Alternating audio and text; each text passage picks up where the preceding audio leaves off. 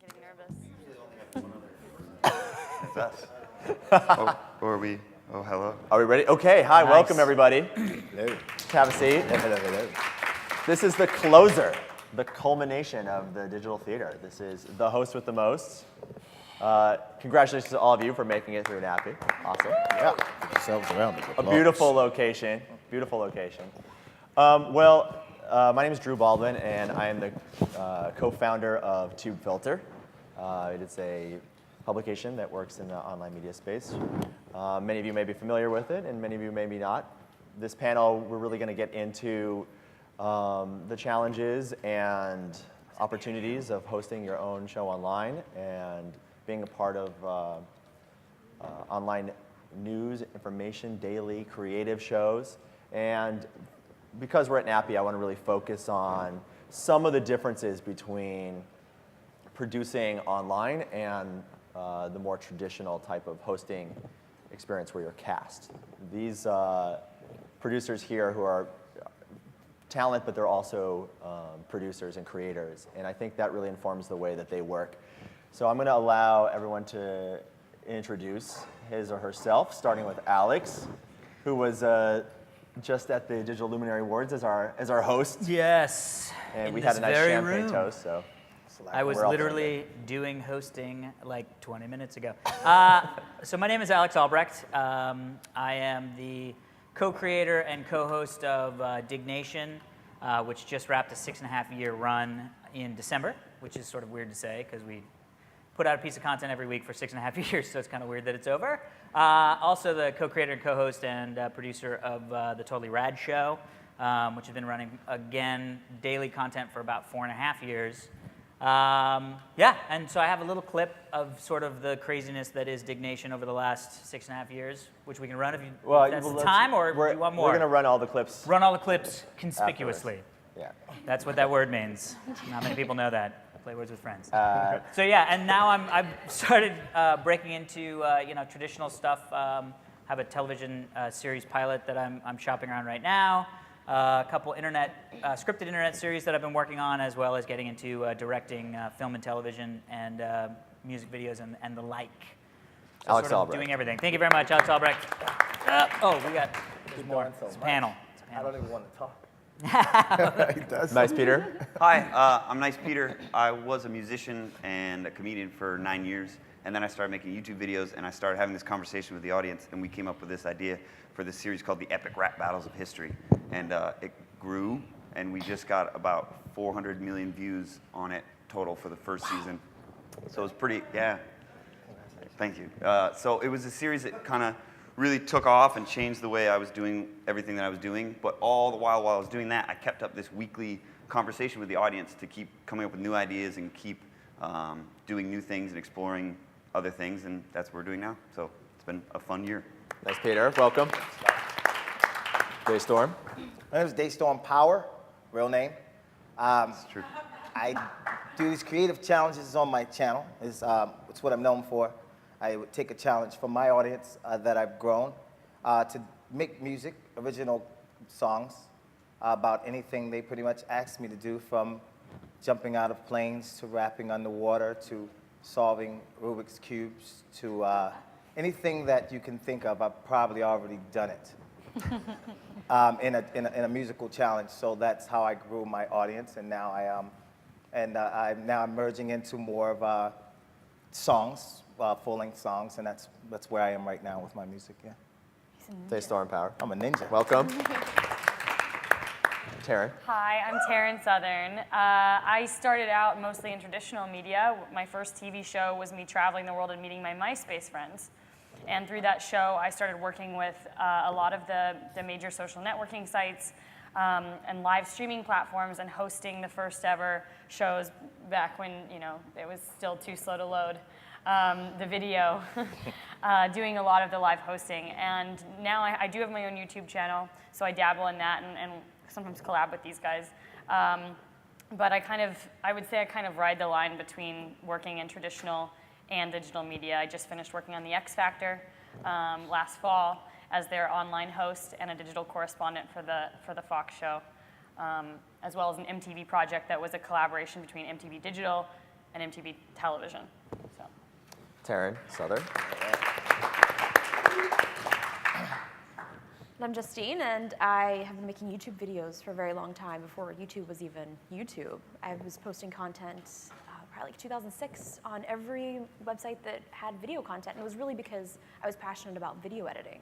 And I really only put myself in the videos because I couldn't force anyone else to be in my videos. Like, hey guys, I got this great idea, I want to make this movie, this show, and they're like, get out of here, you're crazy. So I just started posting it, and people started watching, and now I'm still creating different types of content, interacting with my audience, and slowly I've started doing more TV things. I have a goal that I want to be on all of my favorite shows. So it was just kind of interesting as I tweeted the casting director of Law & Order a couple years ago. I didn't know that. Yeah. She was on Law & Order. Yeah, so I was in Law & Order. I wanted to be on the show, so I kept tweeting him. And finally he's like, okay, well, here's a script. What do you think? And then 2 weeks later, I was on the show. So it's kind of interesting tying that whole world together. And Justine, welcome. Yay. So, just by way of introduction, I mean, you all talk a lot like you own the show. And I think that's something that we want to make sure is very clear, that in many cases, as an online producer, you are also the creator and owner. Some cases not, and we'll talk a little bit more about that. I'm going to roll some clips to help, clarify some of the work that these extraordinarily talented people do. But before I do, I wanted to get an idea of your familiarity with these producers. So by show of hands, who is familiar with our panelists? And who is not? Hi, guys. So really trying to, because I really want to maximize the value of this panel for everyone. So we'll get into some details, some of the specifics, but I also really want to just explore the nature of producing your own content. But before we do that, we'll roll some video that will help clarify some of the work that these folks are doing. What's up, world? Another day, another challenge. If you got a problem, yo, I'll solve it. Watch me take this color cube and help you resolve it. Gotta catch my breath. I turn another corner, no turning back. Sprinting, boom, life's on track. I can't breathe. Look at all this pressure you putting on me. Who you got on repeat? Is it M, Drake, Wayne, J, Kanye? Time for the world to talk about day, so I call Talib Kweli. I heard you got beat, you better squash that. This is our time, you better watch that. Took my specs off, I can see the walls. I'm straight into the showers. I got superpowers. I'ma rip your heart out and eat your guts. Lock you in a coffin and nail it shut. Call the kill streak, overwatch my back now. One shot kill, turn the axe back down. A, B, I see you. When I was a baby boy, the Godfather didn't love us. Big Mama had enough and said it's time to step, brother. I packed my bags and flew from USA to Canada to Russia and Ukraine, then chilled in Paris, France, and You're so close, yet so far away. We gon' run everything. There will come a time when we living like Oprah Winfrey.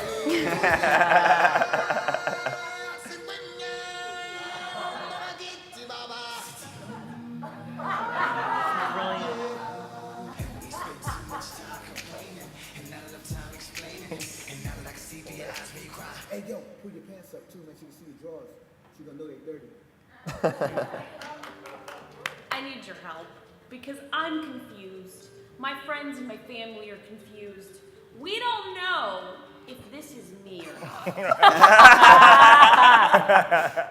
Hilarious. He looks exactly like me and I have a long history. Or someone did a fantastic Photoshop job of this model because it seriously looks like me. My friends saw this in a costume store. They sent me a picture. And Is that you? Did you do some modeling for a wig? I don't know. I saw the picture. I'm like, no, but holy crap. The real question is going to be when I put this wig on. Is this actually going to look just like me? Or just a little? Who votes yes? Right, here's me. What do you guys think? Please leave a comment below, and if you know the girl that happened to model for this, we need to find her. Maybe I am her, so maybe she actually doesn't exist because I someone just Photoshop. Maybe the ears look a little different. I feel like, I don't know.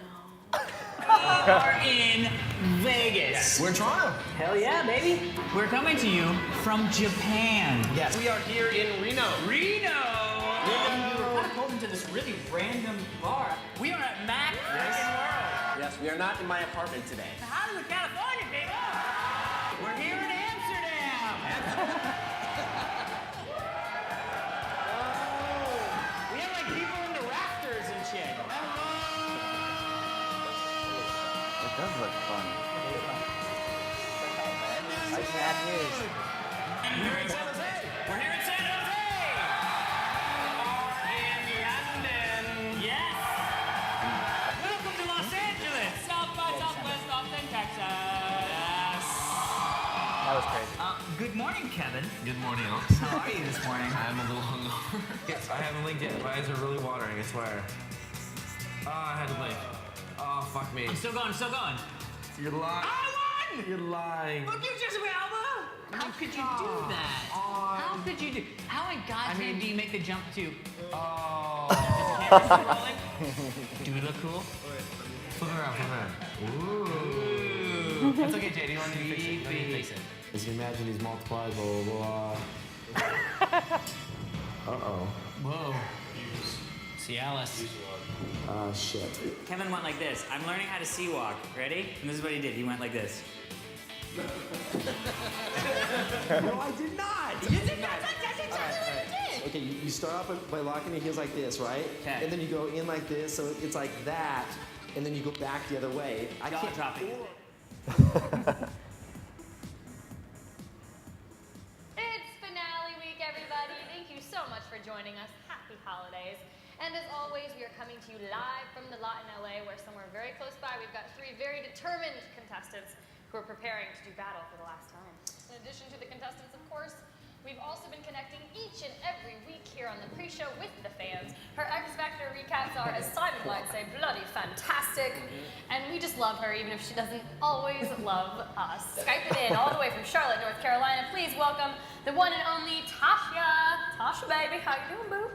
Hi, Boots, I'm doing good. Megan and Erica, you guys are on. Hi. Hi, Jared. Yahoo music editor Lindsay Parker. Lindsay, welcome. Right? Perez Hilton. How about Hey, that for an intro? Just yesterday, she dropped a brand new single, and now she's here, Rebecca Black. Thank you so much for having me. This is awesome. Wendy Williams. Yes. Wendy, how you doing? Good. He's a freak, he's a geek, and most importantly, he's a self-proclaimed X Factor fanatic. How's that for an intro, Sam Levine? Thank you very much. Internet celebrity, X Factor fan, and my dear friend, Olga Kay. All the way from Wichita, Kansas, my lovely parents. It's hilarious. You guys got the chat to work. You bet. Yeah, technology's wonderful.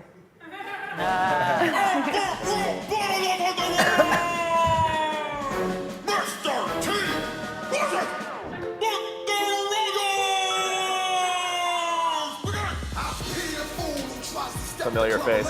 Call me BA Biceps, cause I crush the whole game. Bring Tuesday, Friday, and Little Charlie to train. And watch me dip their ass in gold and wear them like a neck chain. Sucker, I choke you with your own sweater sleeves. You couldn't even beat me in the land of make-believe. I will Mr. Teabag you in a closest cemetery.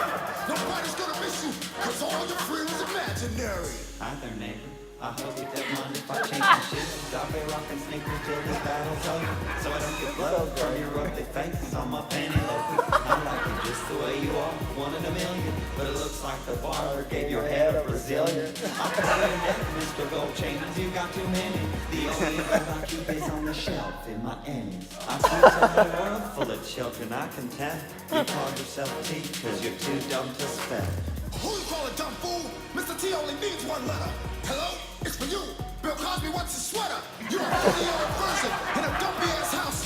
I get Hannibal, Murdoch, hand-face to stomp you out. The only pussycat you ever seen is on Henrietta. Sucker, hey, yo, Mr. McFeely delivers a lot more than letters. So before you come to battle with your PBS crap, how about I call up CPS about them kids on your lap, fool?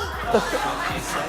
Kids love me more than lunch. I'm not the one with my face on some whack-ass Captain Crunch. When my plan comes together, you won't even see it coming. I'll chop you into 4 black dudes and I'll remake Cool Runnings. I'll say this once, I hope it's understood. Get right back in your lane and get the fuck out of my neighborhood. Oh my God. So give it up. Yeah, that's great. Oh my God. So one thing that comes across right off the bat is how much fun you all are having. Like, doesn't it make you want to do your own show? And you can, but it's a lot more hard work than you think. So just tell me, how much fun is it? Are you having as much fun as it looks? I think you have to be having as much fun as it looks. Otherwise, it doesn't look like you're having as much fun on the internet. I think one of the things that is great about the internet is that true, genuine enjoyment comes across. And it's really hard to set out by going, we're going to look like we're having a lot of fun, even though we hate every minute of this, because people can smell that a mile away. I mean, you can see that, and every single person out there was just having a blast. You know what I mean? Like, all that stuff is stuff that we would be doing anyway, whether people were watching or not. And I think that's the real joy of doing stuff on the web and creating your own stuff, is that, you know, I was doing that type of crap with my buddies 20 years ago. God, I can't believe I just said that. But yeah, it's 20 years ago, and nobody was paying me, and now somebody pays me. It's great. But now, like, the power went out, it looked like, in one of the clips. Times. And you included that in your highlight reel. Now, normally a technical problem you would want to hide, but why did you decide to include that? Was that? Well, we you know, when we started Dig Nate, we had previously hosted the screensavers on G4 or G4 Tech TV, which is now called Attack of the Show. So we hosted an hour of live television on a cable network for months and months and months. Kevin, my co-host and co-creator, and I. And one of the things that was always so frustrating was we really couldn't be ourselves. I mean, we could kind of be partly ourselves, because whenever you're doing hosting, you're bringing that personality to anything that you do.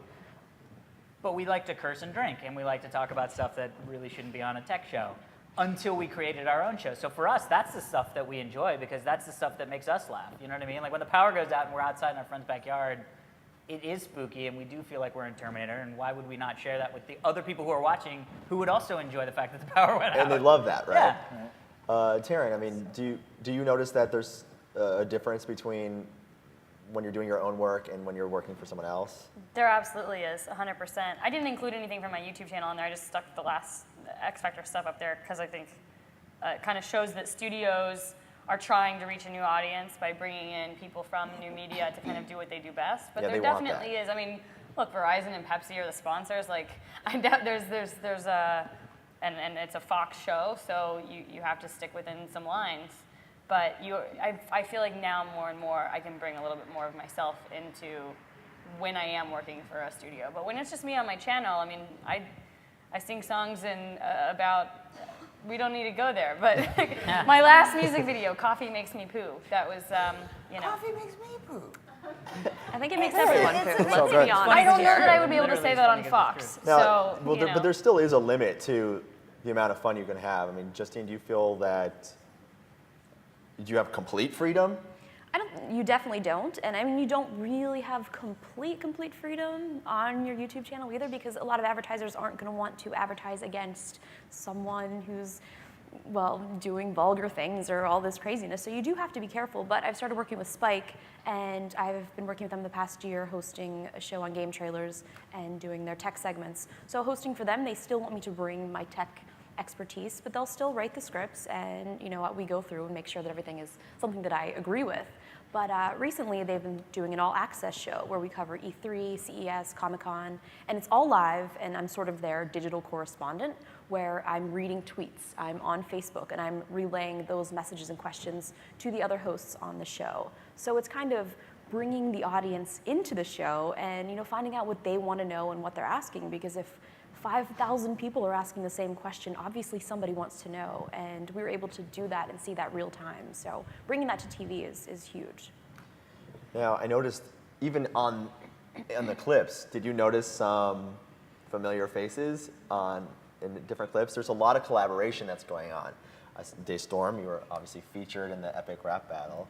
Yeah, I think with doing online, you don't really have to go through a lot of access points to actually do a collaboration. It's like the people, you call them up, say, hey, you want to work on this, and like, okay, let's do it. But I think in traditional media, it's more like, oh, you got to call my agent, call my manager, you have to set it up. And with us, it's like, you love doing something. If it's a project that works for you, it's like, almost like Justine said, it's like real time. But it's real time with the collaborations also. It's like, if you want to work, like I remember when we did she and I, we did the Heroes and Villains. I just called her, I texted her, Justine, you want to jump in the video? She's like, okay. It was 2 hours before you needed me. I was like, are you serious? Yeah, it was like 2 hours before, and she just Both came out. Nice Peter and Justine were in a project that you had. They showed up to shoot my part at my studio, where we recorded the rap battle. So it wasn't like we had to book studio time and do all this stuff. And in this age, with this equipment that you can get, I see at television sets just so many people working on something, but they're not actually working on anything. And there's like tons of money being spent on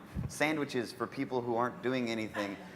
And meanwhile, we've made 2 videos that more people watch. And a lot of craft services going on. Yeah, it baffles me. So he showed up to shoot a cameo in that superhero video at my studio, and he literally was the camera guy, and he came outside. He had a green screen set up on my front yard, and I put on a costume, shot it, and they left. It was like half an hour. He wasn't even there. It was great. That's how we roll. That's how we roll.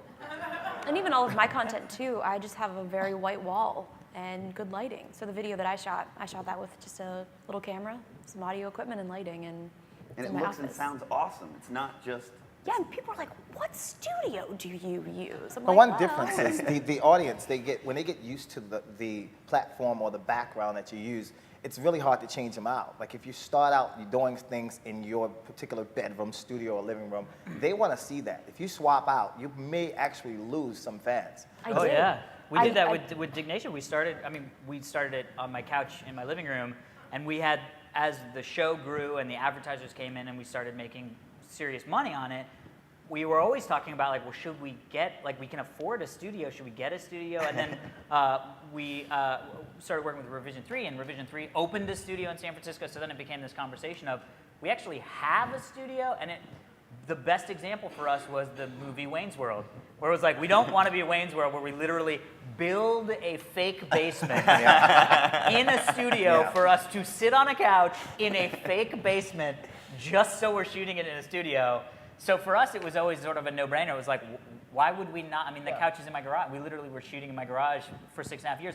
Though we could have gone and had that professional studio, it exists for us to use, and we just went, that's not what our audience wants. Our audience wants our bedrooms, because that's where they met us, that's where they feel like they're part of it. I mean, people come up to me all the time, I'm sure you guys get this all the time, where they really feel like they are friends with you. Not just, I know you from that thing I love. They know so much about you personally. Yeah, I saw you hear about your cat, man. It's like, exactly. But that shirt you got really does look good on you. Exactly. So and yeah, there's not a barrier between them. How do you characterize your relationship with the audience? Because I think that's something that's very attractive to networks that are trying to increase interactivity, because that type of engagement's valuable. But is it I'd ideal? say scandalous. No, I'm just kidding. Yeah, it's awkwardly one way. And that's the one thing I will say is, as much as I interact with my audience through Twitter and through comments and emails and all this stuff, there's only so much you can do unless you literally just start video chatting for an hour every week with every single one of the people that watches you. They're going to know more about you than you know about them.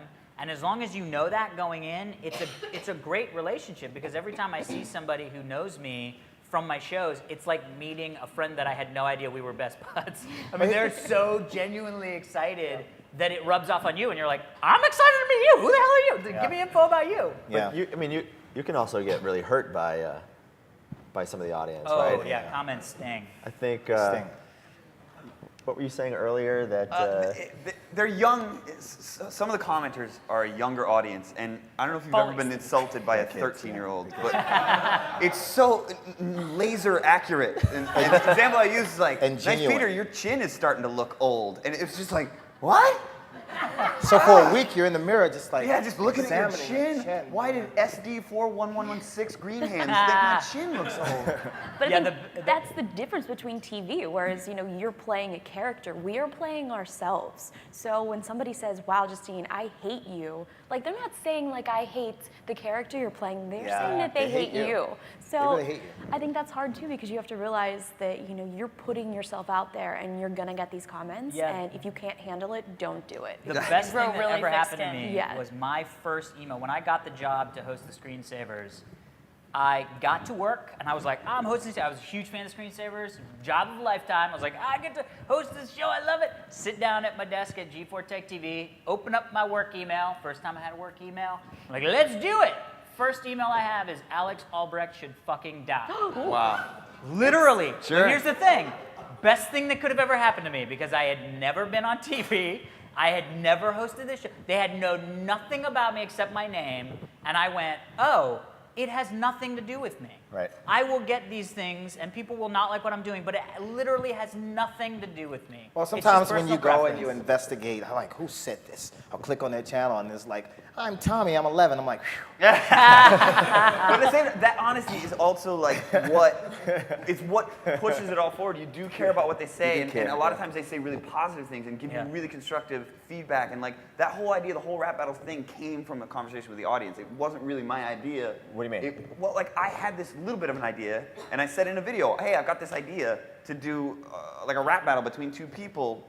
What do you think we should do? And I got all these suggestions, and the first suggestion we got was John Lennon versus Bill O'Reilly. And I was like, that's a really weird matchup. But that's what kind of set the tone for the whole thing. And I never would have come up with that myself. So as much as they'll tell you, you know, specific things that can hurt your feelings, they can also they have a lot of input. They definitely do. What do you do to solicit input in your creative process? I mean, Taryn, even in your in the X Factor, it sounded like that interactivity is something that's totally coveted. Like you reached out and were Skyping with not only your parents but viewers, right? Constantly. It was like you'd have Wendy Williams, who's a major talk show host, right next to a fan, Your and that would parents. get them really excited. And that or my worked. Yeah, parents, that's great. you know? Yeah, but like, you know, in your other channels, other shows, how do you solicit engagement? If you want to.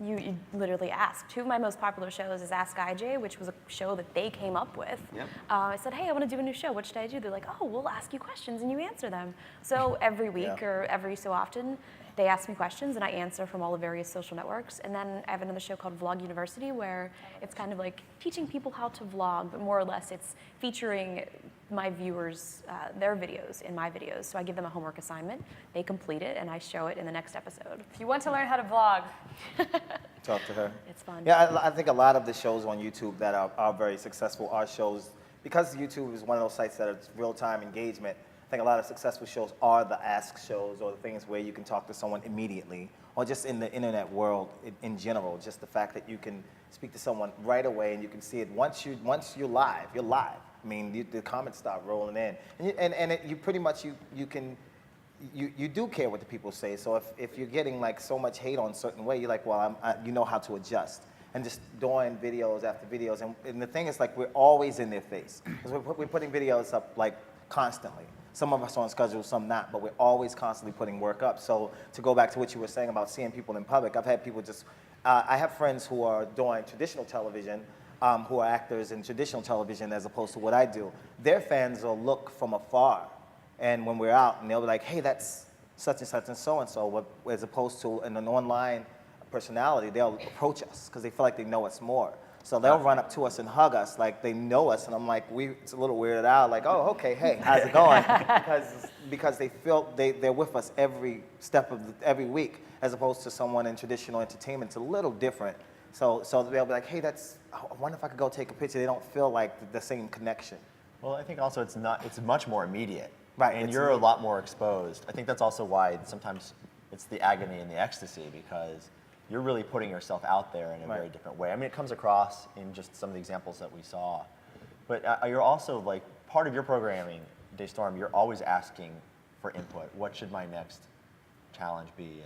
And do you get a lot of feedback there? Yeah. Even trying to transition out of the challenges, I can't, you know, because every question is someone, you know. I would unsubscribe.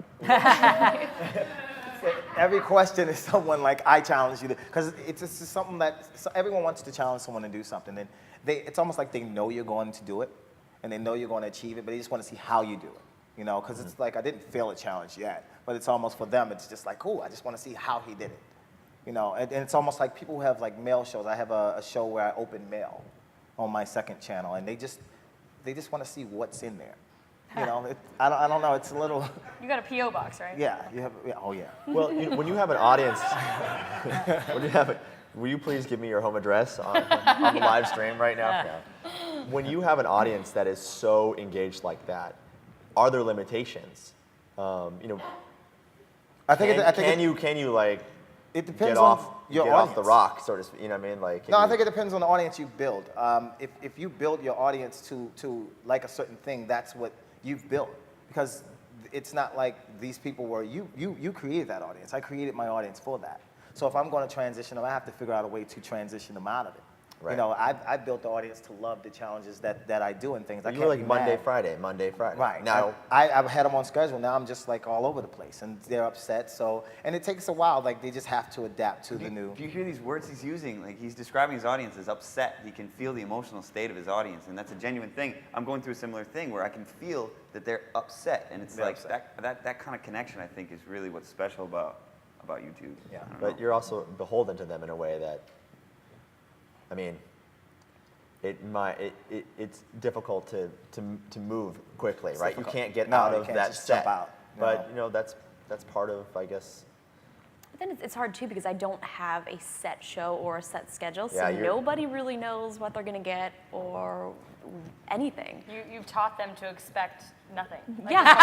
No, but like expect no Amazing. regularity. It's No, really but good in a weird way. It is true, but having that set schedule. I mean, a lot of the successful YouTube channels, people know when to expect something on this certain channel, whereas some days I won't post for two weeks. But I have a couple other channels where I post an iPhone video almost every single day. So at least there is that sort of a connection. Whereas, okay, hey, I'm gonna post a video in 2 weeks. Look for it then, or I'm working on a video. So they see the whole process of working on that said piece, and then they actually get to see it. But I found the schedule worked for me when I was growing my audience because it gave them, they knew when to come back. So they didn't, because a lot of times when someone's on YouTube, you can subscribe to a YouTube channel. But if you're subscribed to 10 or 20 channels, then a lot of times the videos push back in the career and they don't see your video. So if you want your audience to see your video, I found that putting them on a schedule, they know to come back on that Monday or that Friday to see my videos. So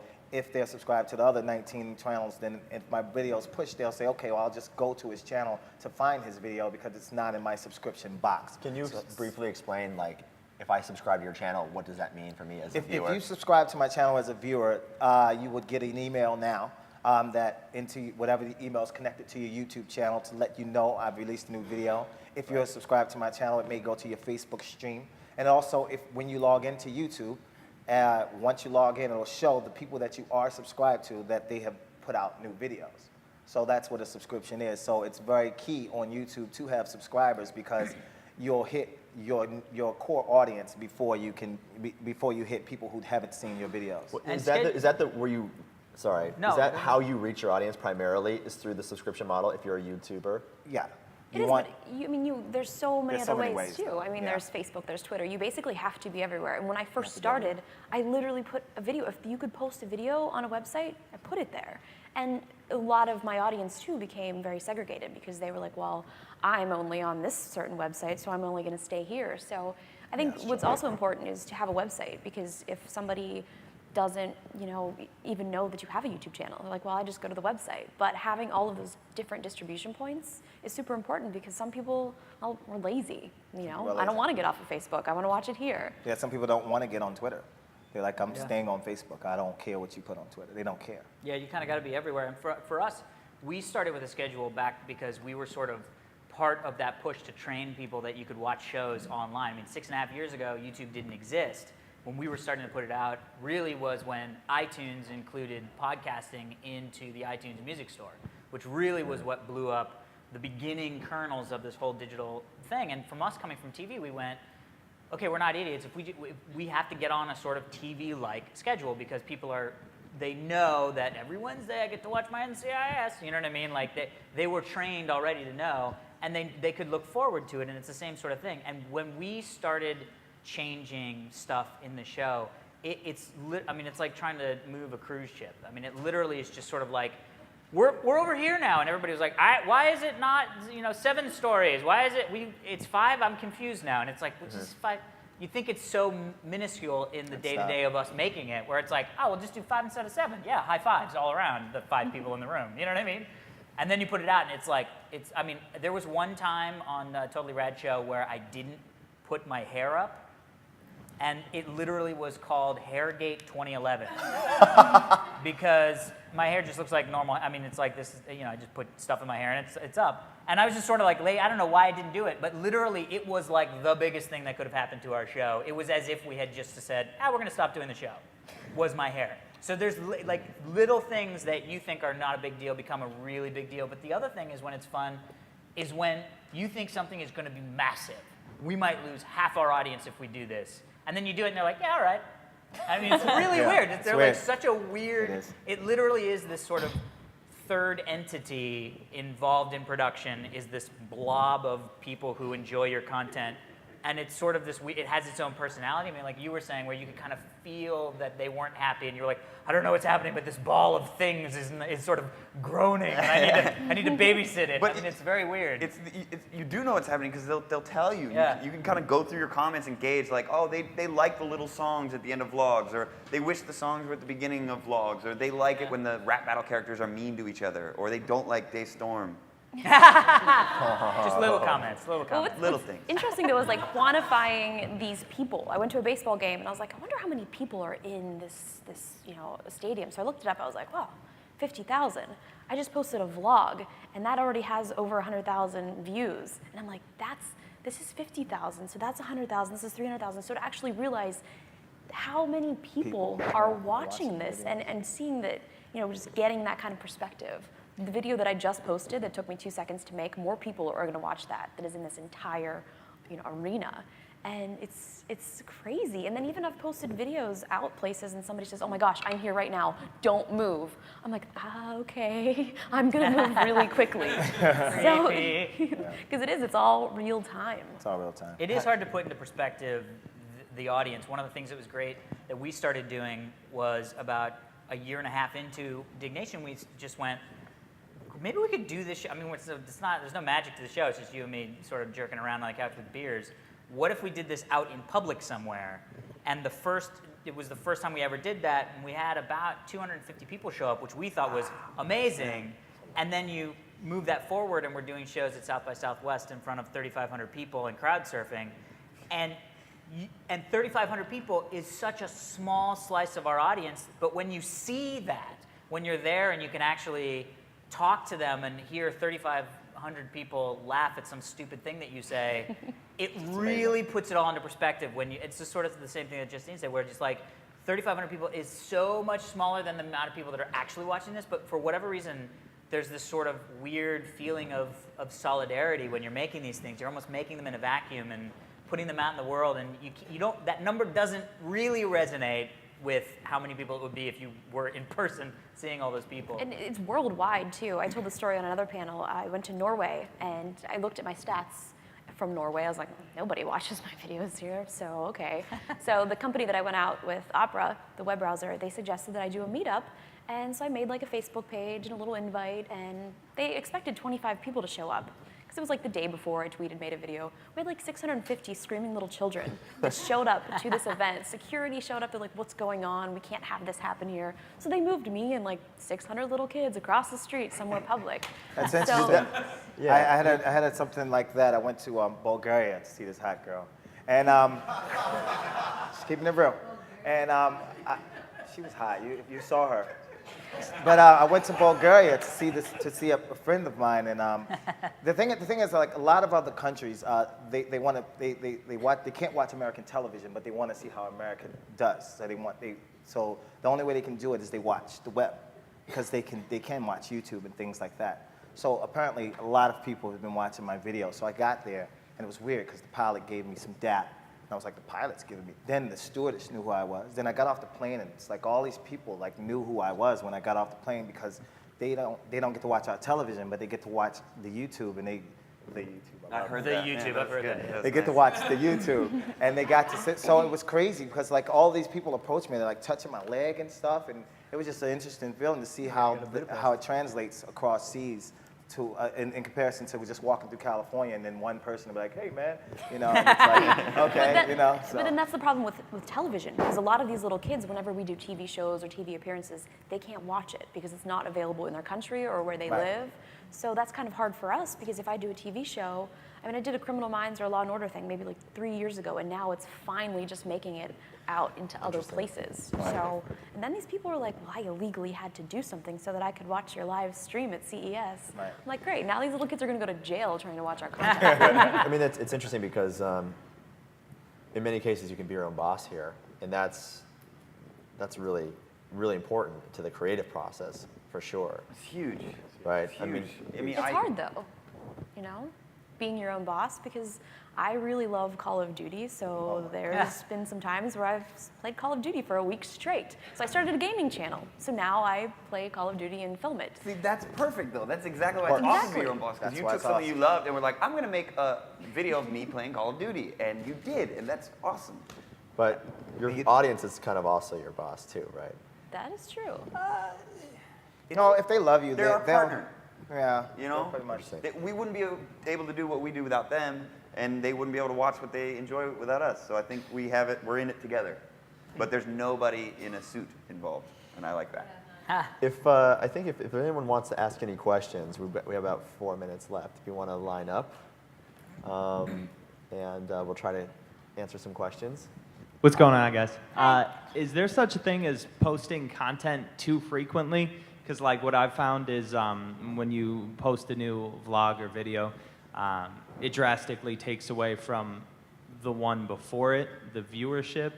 Do you think there's such a thing as oversaturating your I think channel? a lot of times it depends on who you are. You look at someone like Shay Carl who does a daily vlog, they're used to him doing that. So they come back every day to see that. Someone like myself, if I started posting every day, I think it would hurt me, because they're used to me posting once a week now. So if I was to post every day, it would probably be too oversaturated for myself. So it all depends on, back to your audience, on how you grow your audience and what you choose to do. Because also like Charles and Ali, they post every day. They do a daily vlog every day also. But it's hard to change that schedule. It's hard for them. So they're kind of stuck that way. So now people, but once you start it, they're going to expect something every day. And that's tough, because they've been living their life on a daily schedule for years. It's hard. That's why I'll do the one-take tough. iPhone vlogs every day, because it's super easy. Even then, I get yelled at. They're like, you forgot to post today. I'm like, I was traveling. I'm tired. Leave me alone. Leave me alone.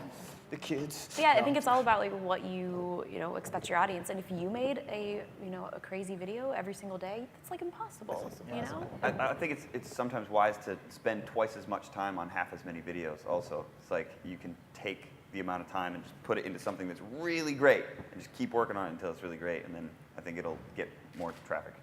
Cool. Thank you. Hi, how you going? Kirsty from Australia. I'm about to launch a online talk show where I've interviewed guests, and you were talking about the whole haters concept. Rather than it being about the host, what I'm concerned about is how can I make sure that I create a culture of non-judgment for the guests, because some of them have shared very personal stories about stripping or being involved in drug addiction. Is there a way to create that culture?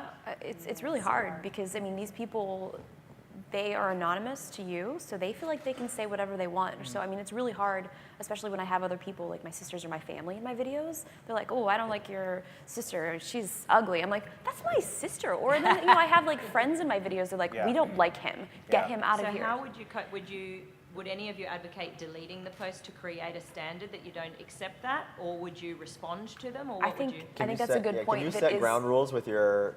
Well, I think also, you haven't launched it It's yet? about to be launched. Yeah, one of the things that I would recommend would be, because you know what you're doing. I mean, you've got the luxury of knowing what can usually happen and what you want to happen. One of the things I'd recommend would be to turn off comments on YouTube specifically and focus that conversation back onto your own website. Because if you do that on your own website, you can I think people have sort of become, they're much more likely to leave those types of comments on YouTube because that's what they do there. That's what those people specifically do there. And that's some of the fun of being on YouTube for people. So if you close off the comments on the actual YouTube page and you move that conversation to something that you can moderate a little bit more, actually have moderators, maybe even not a terms of service, but a little bit of a blurb of, hey, this is what we want this conversation to be here, and if you're not interested in that, that's fine, but this is not a place for you, and your comments will be removed or if you whatever. Taryn, yeah, do you notice? Well, yeah, I think another option is just giving them a full disclaimer that this is what can happen. Definitely feel free to delete comments. You can even write something in your description box saying, you know, if you're negative. the reason, if you're negative, that doesn't belong here. But I also think that the audience that's meant to find you and likes your show, as they stay with you, you're going to find that any sort of negativity a lot of it starts going away. And they'll after a police while. too, right? They end up policing each other. So if you want to keep the YouTube conversation going, I mean, that's personally how I would go about doing it. And you can also set it so that you can moderate comments as they come in. So I would definitely keep the comments. Keep the comments, but do moderate them. And let the guests know too. But let the guests know if you keep them and you moderate them, because if you have positive comments, more people will watch. It's just how it works. So if you delete the comments completely, it's almost like, why are they hiding their comments? What's the problem? But if you keep the comments up and just only let the positive comments come through until you build an audience, a strong base. Eventually, once you build a base audience that supports you, they'll attack the negative anyway, because they'll be your fans. I have fans now. When someone calls me the N-word or anything, they'll come and they'll crush them. My fans will take care of them. I don't have to anymore. So you want to build your core audience where they can just come back and just comment on and take out those negative. But at first, you have to build that audience. On the X Factor or any of the network shows, do they enable comments? It depends. Or do they highly moderate them? I think it's highly moderated when you're talking about network shows. And that's part of the reason why YouTube's so appealing to an audience is that there's a lot more honesty there. Thank you very much. Thanks. Good luck. So I just have a quick question. Did you guys start channels that didn't work, and then you finally found this magical way of like making it work, or was it just like, wow, I just made this amazing piece of content and it just took off? And obviously there's promotion behind it, and there's Twitter, and there's Maybe not a channel, but I think when you start series and things, your channel stays with you. You may start ideas and things that wouldn't work, because I've done sketches, and before I even did music, I did fitness videos. I was a personal trainer for 7 years. So all of my videos were fitness videos at first. Then you find something that works and it stays with your channel, and your audience kind of grows with you. So you keep your channel and just try different things until you find something that kind of works for what you feel. You'll know, trust me. It like happens, It right? happens, It's like popcorn, yeah, right? yeah, it'll happen. Oh, hey. And guys, Hey. this question is of utmost importance for Justine. Did Oh, you no. figure out who that was in the wig? I actually got an email from the wig company because my audience attacked them, and I'm pretty sure they sent a ton of calls and emails, and it turns out, well, this is what the email says, that the girl wasn't me, and it was a model named Jenna, which is kind of ironic because that's my sister's name.